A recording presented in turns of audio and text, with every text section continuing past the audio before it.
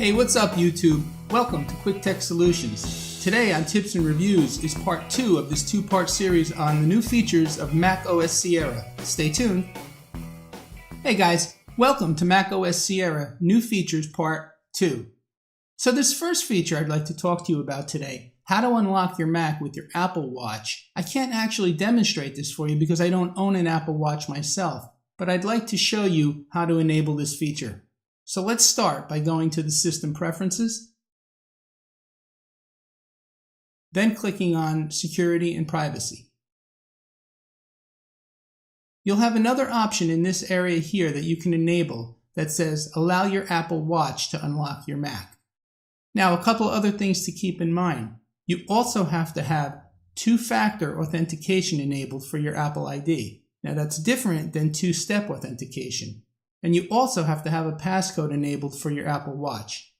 Hey guys, this seems like a really cool feature. Those of you that have Apple Watches, let me know if it works by putting your comments below. With the release of Mac OS Sierra, Apple now gives us the ability to filter our mail messages by simply clicking on this little guy right here. Currently, all of my messages are being displayed, but if I click, now I'm only showing you my unread messages. I also have the ability to change filter types by clicking on the word unread. You can see now I can add additional filters or I can change filters.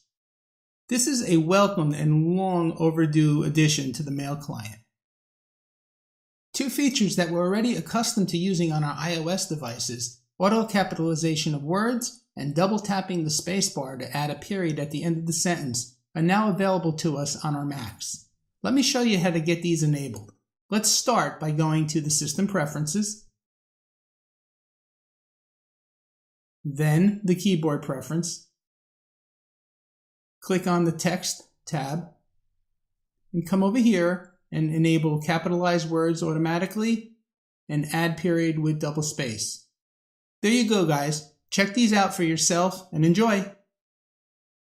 So guys, now we have the ability to open up multiple documents as tabs within one window.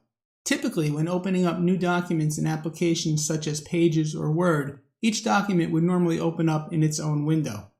We have to set a system preference to allow this to happen. Let me show you by going to the System Preferences, click on the Doc Preference, where it says Prefer tabs when opening documents.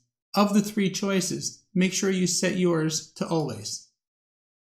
Once you have this system preference set, each time you add a new document, it will open up as a tab.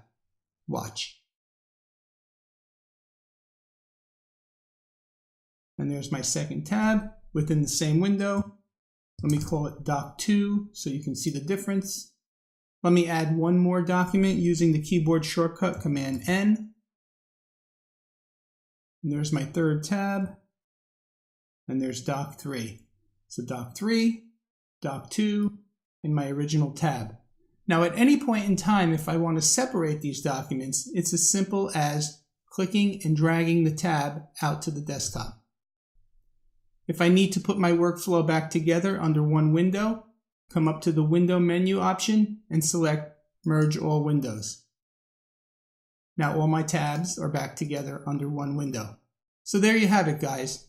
Working with tabs inside applications.